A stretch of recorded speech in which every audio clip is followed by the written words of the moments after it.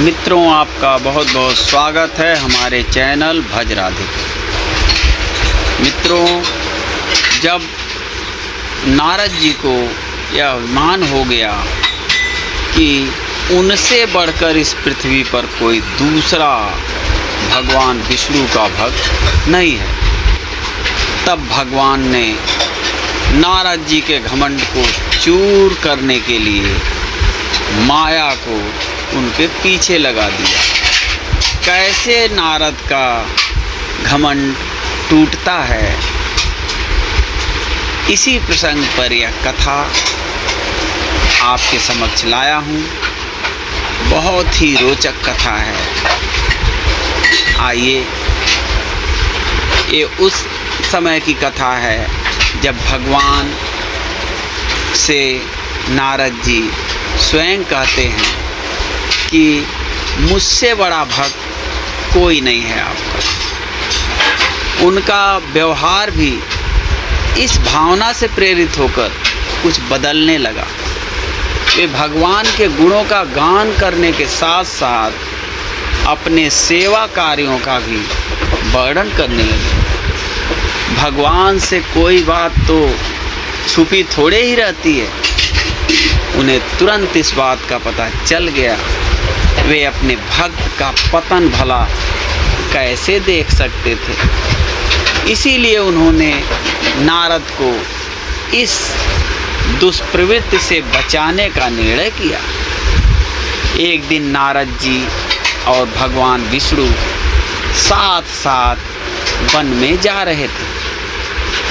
अचानक विष्णु जी एक वृक्ष के नीचे थक कर बैठ गए और बोले, नारद जी, हम तो थक गए हैं, प्यास भी लगी है, कहीं से पानी मिल जाए तो लाओ।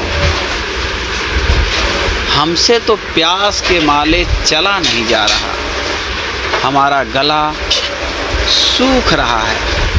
यह सुनकर नारद जी तुरंत सावधान हो गए। उनके होते हुए भगवान भला प्यासे रहें? वे बोले, भगवान अभी लाया, आप थोड़ी देर प्रतीक्षा करें।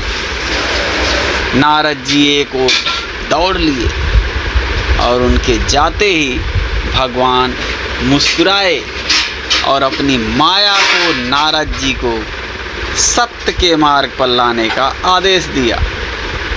माया शुरू हो गई। नारद जी थोड़ी ही दूर गए होंगे कि उन्हें एक गांव दिखाई पड़ा, जिसके बाहर कुएं पर कुछ युवा स्त्रियां पानी भर रही थीं। कुएं के पास जब वे पहुँचे तो एक कन्या को देखकर अपनी सुध बुध खो बैठे, बस उसे ही निहारने लगे। वह यह भूल गए कि भगवान के लिए पानी लेने आए थे। कन्या भी नारद जी की भावना समझ गई। वह जल्दी जल्दी जल से घड़ा भरकर अपनी सहेलियों को पीछे छोड़कर घर की ओर लपकी। नारद जी भी उसके पीछे हो लिए। कन्या तो घर के अंदर चली गई, लेकिन नारद जी ने द्वार पर खड़े होकर नारायण नारायण का अलख जगाया। गृह स्वामी नारायण का नाम सुनकर बाहर आया। उसने नारद जी को तुरंत पहचान लिया। अत्यंत विनम्रता और आदर के साथ वह नारद जी को घर के अंदर ले गया और उनके हाथ पैर धोकर स्वच्छ आसन पर बिठाया तथा उनकी सेवा सत्कार में कोई कमी नहीं छोड़ी। उनके आगमन से अपने को धन्य बताते हुए गृह स्वामी ने अपने योग्य सेवा के लिए आग्रह किया। तब नारद जी बोले कि आपके घर में जो आपकी कन्या जल का घड़ा लेकर अभी अभी आई है, मैं उससे विवाह करना चाहता हूँ। नारद जी की बात सुनकर गृह स्वामी एकदम चकित रह गया, लेकिन उसे प्रसन्नता भी हुई कि मेरी कन्या एक ऐसे महान योगी तथा संत के पास जाएगी। उसने स्वीकृति प्रदान कर दी। और नारद जी को अपने ही घर में रख लिया। 2-4 दिन पश्चात शुभ मुहूर्त में उसने अपनी कन्या का विवाह नारद जी के साथ कर दिया तथा उन्हें गांव में ही उतनी धरती का टुकड़ा दे दिया, खेती करके वे आराम से अपना और अपने परिवार का पेट भर सकें। अब नारद जी की बीड़ा एक खूंटी पर टंगी रहती, जिसकी ओर उनका ध्यान बहुत कम जाता। अपनी पत्नी के आगे नारायण को वे भूल गए। दिन भर खेती में लगे रहते, कभी हल चलाते, कभी पानी देते, कभी बीज बोते तो कभी निराई गुड़ाई करते। जैसे जैसे पौधे बढ़ते उनकी प्रसन्नता का पारावार ना रहता।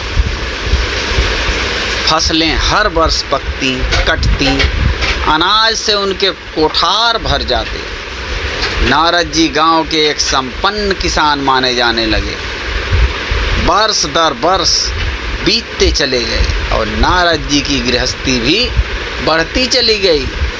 3-4 लड़के लड़कियां भी हो गए। अब नारद जी को एक क्षण की भी फुर्सत नहीं मिलती थी। वे हर समय बच्चों के पालन पोषण तथा पढ़ाई लिखाई में लगे रहते अथवा खेत में काम करते रहते थे। अचानक एक बार तेज बारिश हुई, जिसने कि दिनों तक बंद होने का नाम ही नहीं लिया। बादलों की गरज और बिजली की कड़क ने सबके हृदय में भय उत्पन्न कर दिया। मूसलाधार वर्षा ने गांव के पास बहने वाली नदी में बाढ़ की स्थिति पैदा कर दी। चारों ओर पानी ही पानी फैला गया। कच्चे पक्के सभी मकान ढहने लगे और घर का सामान बह गया। पशु भी डूब गए, उनके व्यक्ति भी मर गए। गांव में त्राहि मच गई। नारद अब क्या करें? उन्होंने भी घर में जो थोड़ा कीमती सामान बचा था उसकी गठरी बांधी और अपनी पत्नी तथा बच्चों को लेकर जान बचाने के लिए पानी में से होते हुए बाहर निकलने लगे। नारद जी बगल में गठरी थामे एक हाथ से एक बच्चे को पकड़े और दूसरे हाथ से अपनी पत्नी को संभालते हुए थे। दूसरे हाथ से अपनी पत्नी को संभाले हुए थे। पत्नी भी एक बच्चे को गोद में और एक का हाथ पकड़े धीरे धीरे आगे बढ़ रही थी। पानी का बहाव अत्यंत तेज था तथा वह भी पता नहीं चलता था कि कहाँ गड्ढा है और कहाँ टीला। अचानक नारद जी ने ठोकर खाई और गठरी बगल से निकलकर बह गई। नारद जी गठरी कैसे पकड़ते? दोनों हाथ तो घिरे थे। मन मसोस कर सोचा फिर कमा लेंगे। कुछ दूर जाने पर पत्नी एक गड्ढे में गिर पड़ी और गोद का बच्चा छूटकर बह गया। पत्नी बहुत रोई, लेकिन क्या हो सकता था।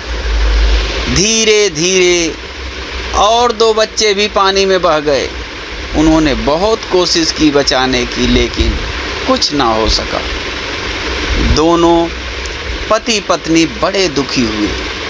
रोते कलपते एक दूसरे को सांत्वना देते हुए कोई ऊंची जगह ढूंढते रहे। एक जगह आगे चलकर दोनों एक गड्ढे में समा गए। नारद जी तो किसी प्रकार गड्ढे में से निकल आए, मगर उनकी पत्नी का पता कहीं नहीं चला। बहुत देर तक नारद जी उसे इधर उधर दूर तक ढूंढते रहे, लेकिन व्यर्थ। रोते रोते उनका बुरा हाल था। हृदय पत्नी और बच्चों को याद कर कर के फटा जा रहा था। उनकी तो सारी गृहस्थी ही उजड़ गई थी। बेचारे क्या करें, किसे कोसें, अपने भाग्य को या भगवान को। भगवान का ध्यान आते ही नारद जी के मस्तिष्क में प्रकाश फैल गया और पुरानी सारी बातें याद आ गईं। वे किस लिए आए थे और कहाँ आ गए। ओहो, भगवान विष्णु तो उनकी प्रतीक्षा कर रहे होंगे। वे तो उनके लिए जल लेने आए थे और यहाँ गृहस्थी बसा कर बैठ गए।